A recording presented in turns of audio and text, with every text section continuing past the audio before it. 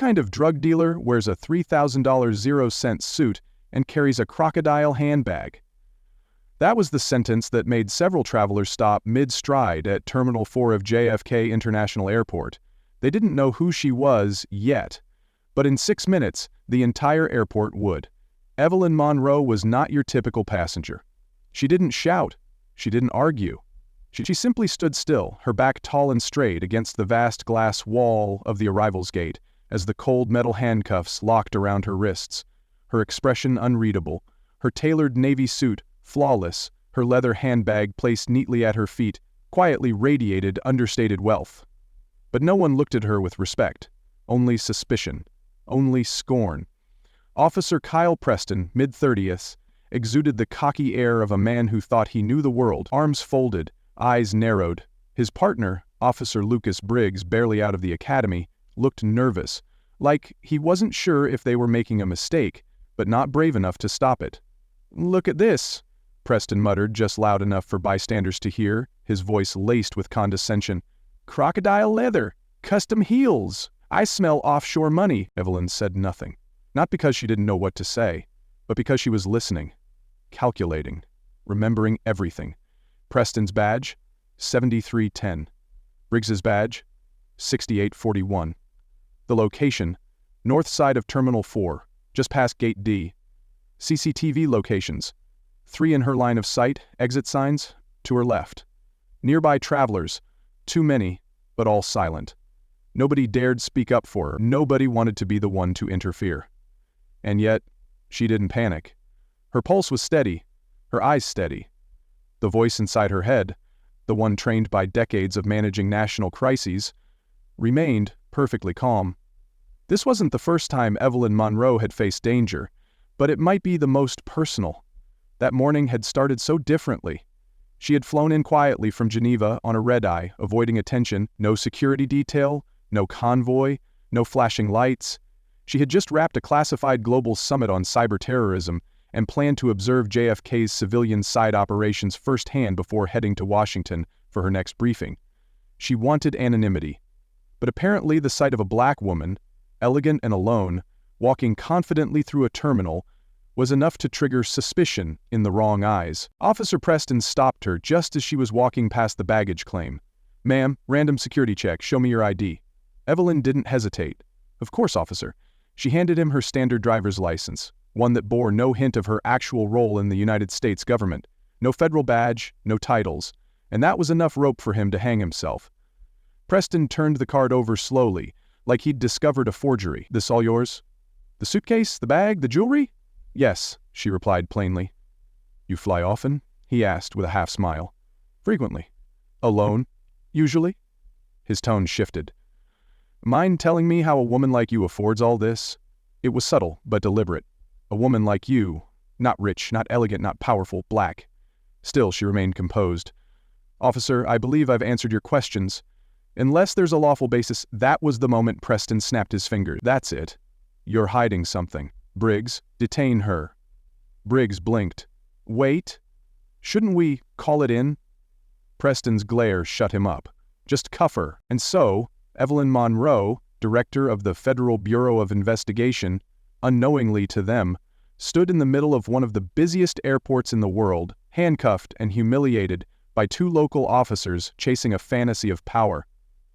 She could have said it right then, could have told them who she was. But she didn't. Because part of her knew this wasn't just about her. It was about something much larger. Something that needed to be seen, to be caught, exposed, and remembered. And Preston, emboldened by the silence, went even further. "Look," he whispered, pretending to be helpful. "We can skip the paperwork, just give us, let's say, $1,000, 0 cents. Cash. We'll let it slide. Easy." Evelyn raised an eyebrow slightly, not in surprise, in confirmation. There it was, the final nail, extortion. He had just committed a federal crime, but instead of reacting, Evelyn Monroe simply turned her eyes toward the camera on the ceiling, then looked back at Preston. Still silent, still watching, and the officer, thinking her silence was fear, smirked even wider. Officer Preston leaned in closer now, his breath laced with cigarettes and cheap coffee. "You know how long you could be stuck in holding? Could miss your flight. Your meetings, who knows what else? He stepped even closer, voice dropping. Unless, of course, you'd like to make this smoother. For both of us. Evelyn didn't move. Didn't blink. Her hand, still cuffed behind her back, itched slightly from the cold metal. But her face remained composed, almost serene. Briggs shifted on his feet. Kyle, maybe we should... Preston raised a hand to silence him. It's fine. She knows what to do. He turned back to Evelyn. Company? Come on, just $1,000. What's that to someone like you? Consider it a convenience fee. Evelyn slowly tilted her head. Not in confusion, not in protest, but with the precision of someone calculating exactly how much deeper this man was willing to dig his own grave. Then she spoke. For the first time in minutes. Her voice was calm, even. Each word fell with deliberate weight. I need to make a phone call, Preston scoffed. Now you want your lawyer? She didn't answer. She repeated the request. I need to call my deputy director. Briggs frowned. Deputy director of what? Evelyn's gaze didn't waver. Please retrieve my phone. It's in the side compartment of my handbag. Preston laughed. Lady, this isn't a negotiation. But something in her tone, something in her posture, made Briggs hesitate. He bent down and unzipped the bag, pulling out a sleek black phone. It didn't look flashy, but the second it was in Evelyn's hands, she tapped twice, then gave a voice command. No password. No fingerprint. It recognized her. A secure federal line opened instantly. The screen glowed, the encryption seal visible for a split second before the call connected. Marcus, Evelyn said. It's me. I'm at JFK, Terminal 4, Exit 7.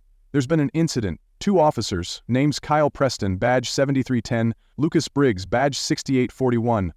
I've been unlawfully detained, attempted extortion in progress, requesting immediate response, priority level 1. There was a long pause on the line, then, understood, mobilizing now. Evelyn turned to Preston, whose smirk had faded. He blinked. Wait, who? Who did you just call? Evelyn looked him dead in the eyes. You just tried to extort the director of the Federal Bureau of Investigation. The terminal went silent. Even the passing passengers, too curious now to walk away, began to gather at a distance. Preston stared at her, the color draining from his face. No, that's not... You're joking. Briggs took a step back, mouth open, eyes wide. But Evelyn was no longer speaking to them. She was focused, cold, commanding. In just minutes, the hallway began to stir. 5 figures in civilian clothing, each one sharp-eyed, calm and deliberate, appeared from the far end. They moved like a unit, parting through the crowd with silent authority. One of them, an older man in a gray suit, marched straight toward Evelyn. His voice was low and urgent. Director Monroe, are you injured? I'm fine, John, she said without ceremony. But they're not. John Riley, special agent in charge of the New York FBI field office, nodded once, then turned to the 2 stunned officers. His voice was pure steel. Strip them, now. The other agents moved in, fast and practiced. Preston and Briggs were disarmed, their weapons, radios, and badges removed in seconds. Briggs didn't resist. Preston raised his hands, panicking. This is a misunderstanding. Evelyn didn't even glance at him. Sergeant Miller has been notified? She asked Riley. Yes, he's on his way. Riley nodded to one of the agents, who stepped forward with a specialized key. A soft click, and the cuffs were off. Evelyn flexed her wrists slightly, the red marks clearly visible. She didn't complain.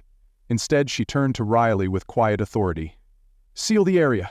Get all surveillance footage from the past 30 minutes. Any angle that caught the altercation. Confiscate the radios, body cams too. Yes, ma'am. And find any bystanders who may have witnessed it. They'll be giving statements. Behind them, Preston's voice cracked. Please, we didn't know. We were just doing our jobs. Evelyn turned toward him at last. Her eyes weren't angry, they were disappointed. And that, somehow, was worse. You weren't wrong for not knowing who I was, she said. You were wrong for how you treated me before you found out. Preston's knees gave slightly. Please, I have a family. You have a badge, Evelyn interrupted, and that comes with a responsibility you failed miserably to uphold.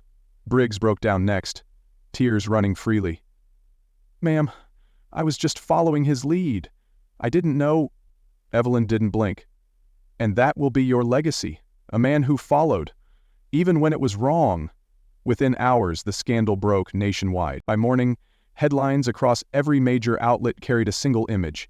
FBI Director Evelyn Monroe handcuffed at JFK by local police. Federal investigation launched.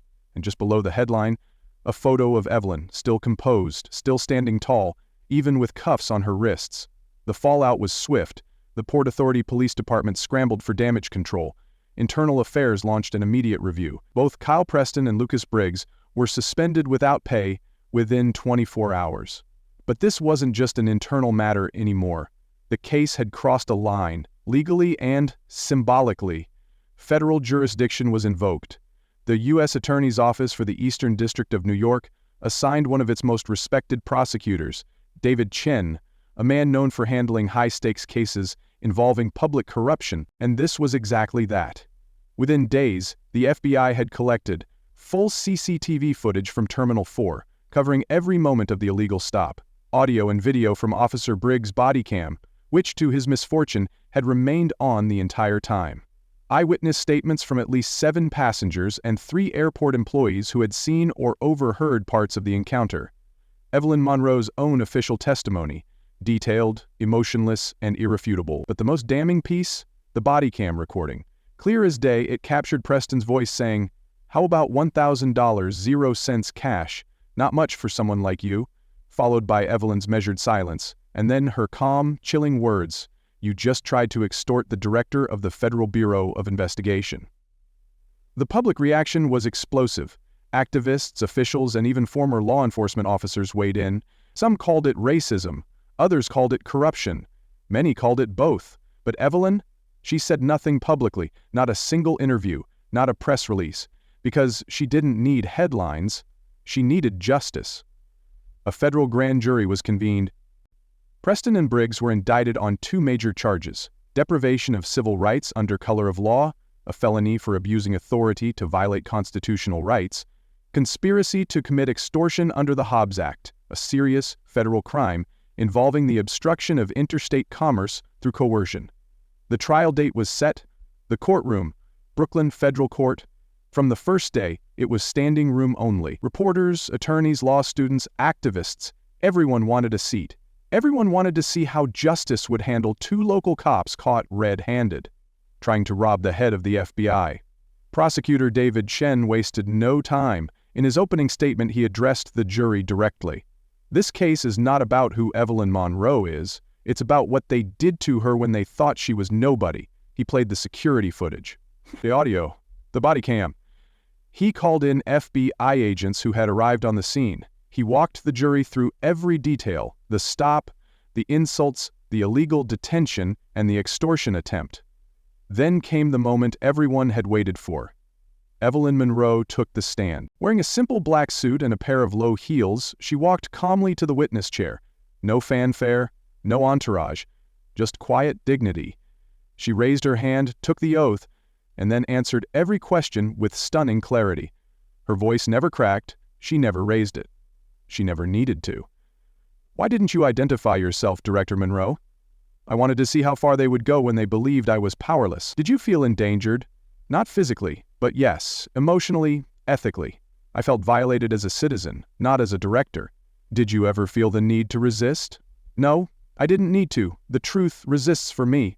Her testimony was like a scalpel, precise, clean, devastating, and the defense had no answer. Preston's lawyer tried to spin it, claimed it was all a misunderstanding, said the $1,000 0 cents comment was a bad joke, that Preston was under stress, that his client had misread the situation. But the jury didn't buy it, especially not after Lucas Briggs turned on his partner. Briggs, under pressure, had struck a deal with the prosecution. He admitted everything. He told the court how Preston had pressured him to go along, how he'd hesitated but didn't stop it, how he now realized the depth of the crime they had committed. His confession sealed the case. In closing arguments, David Chen looked the jury in the eyes and said, "Law enforcement is a sacred responsibility. When it is used as a weapon against the people it swore to protect, especially through prejudice and greed, it becomes a danger to the very democracy it's meant to defend." The jury deliberated for only 5 hours. When they returned, the verdict was unanimous. Kyle Preston, guilty on all counts. Lucas Briggs, guilty, with leniency recommended for cooperation. Preston collapsed onto the table, white as a sheet. Briggs sat silently, staring at the floor. The judge announced sentencing would take place 2 weeks later. Outside the courthouse, people gathered not to celebrate, but to reflect. Evelyn didn't speak to the press, but her presence, unshaken, dignified, was more powerful than any soundbite. She had not shouted, she had not fought, she had simply endured and let the truth win. 2 weeks later, the courtroom was full again, but this time the energy was different. It wasn't just anger, it was gravity. This was the day the robe would speak. The federal judge, an African-American woman in her 60s with a reputation for unflinching fairness, entered and took her seat with deliberate composure. She looked directly at the two former officers, men who had once worn the badge, now awaiting judgment in prison suits, heads bowed like schoolboys awaiting expulsion. "Mr. Preston, Mr. Briggs," she began, "you were granted public trust. You were given authority not to dominate but to defend. But on that day, at JFK Airport, you violated that sacred oath. Not because you were confused, not because you were afraid, but because you thought you could get away with it."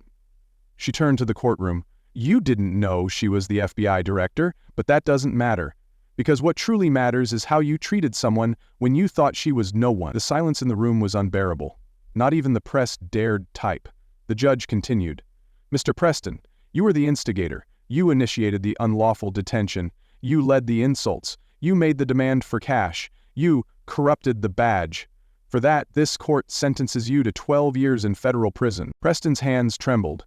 He tried to speak, but nothing came out. His lawyer squeezed his shoulder, but it offered no comfort. Then the judge turned to Briggs. "Mr. Briggs, you followed. You hesitated, but you followed.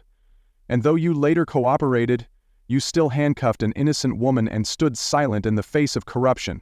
For that, this court sentences you to 8 years in federal prison." Briggs nodded weakly, lips pressed together, accepting his fate. He didn't cry this time. Maybe he understood now. But the moment everyone held their breath for came next. The judge looked to Evelyn Monroe, seated quietly at the front of the courtroom. "Director Monroe, would you like to speak?" She stood. No paper, no notes, just truth. "When I walked into JFK that day, I wasn't a director, I was a citizen. And I was treated like a threat, not because I did anything wrong, but because of what I looked like." She paused. "This wasn't about fear, it was about perception. It was about judgment made in the blink of an eye, through the lens of race, power, and unchecked arrogance." She let her eyes rest on Preston, then Briggs. "I don't want vengeance, I don't want applause. What I want is Evelyn turned to face the judge. "Because if this could happen to me, imagine what happens to those without a voice, without a title, without a camera. That's who I stood for. That's who I still stand for. Then, with quiet power, the badge should protect the people, not prey on them." When she sat down, the courtroom remained silent for several seconds. Not because people were unsure what to say, but because her words left nothing else that needed to be said. That afternoon, Preston and Briggs were led out in handcuffs, this time by federal marshals. No smirks, no swagger, just silence and orange jumpsuits. The story exploded again across national media, but now the focus had shifted. It wasn't just about two bad cops anymore. It was about the system that enabled them, and the woman who refused to be broken by it. Under mounting public pressure, the Port Authority Police Department launched a sweeping internal review. Body cams became mandatory. Racial bias training was instituted across all departments. An independent civilian oversight committee was created to review misconduct cases. Evelyn's office collaborated with the DOJ to create a national database for officers with histories of abuse, ensuring they could not simply transfer out of trouble. The ripple effect reached far beyond JFK. Police academies from Boston to Los Angeles re-examined training materials. A new congressional hearing on racial profiling in transportation hubs was announced. And Evelyn Monroe? She never made it about herself. 1 week later, in Washington, D.C., inside the FBI's Hoover building, Evelyn stood by the window of her office. Outside, the Washington Monument glistened under the morning sun. She had just finished a high-level meeting on domestic cyberterrorism. Reports, files, and folders covered her desk, but her mind returned, briefly, to that airport terminal. The humiliation, the silence of the crowd, the $1,000 0 cents bribe offer, and the cuffs. Her fingers instinctively touched her wrist. The red marks were gone, but the lesson remained, not one of pain, but of purpose. An assistant entered quietly. "Ma'am, the press is still requesting a statement." Evelyn smiled faintly. "They already have it." Then she picked up the next folder and got back to work, because justice is not a moment, it is a mission. And she was far from done. This was more than a viral story. It was a reminder that dignity is not defined by title, but by how we act when no one is watching, and that the real strength of justice is the ability to correct itself. Now we ask you, what would you have done if you saw her being handcuffed that day? Would you have spoken up, or walked away like the others? Let us know in the comments. If you found this story powerful, don't forget to like, subscribe, and share it. Someone out there might need to be reminded, silence enables injustice, but truth dismantles it.